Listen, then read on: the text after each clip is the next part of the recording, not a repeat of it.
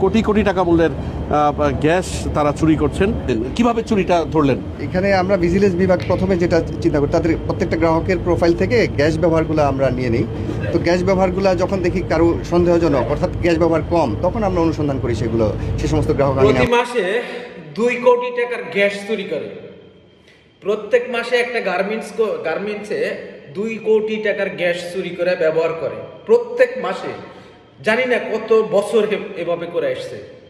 এই কালকে এই গ্যাস চুরের মালিককে ধরছে।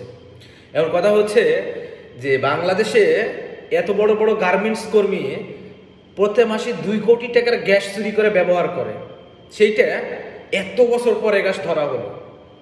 আর বাংলাদেশে আপনি যদি একটা চুলা থেকে আরেকটা চুলাতে গ্যাস চুরি করে ব্যবহার করেন, তারা সেইটা তাড়াতাড়ি ধরতে পারে।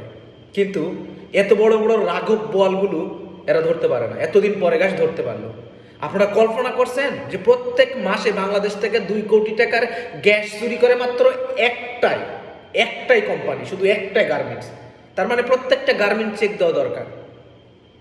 আপনি বুঝতে পারছেন কথাগুলো? কোথায় আছি আমরা? ধরেন সবগুলো বড় বড় রাঘব বোয়ালরে ধরেন,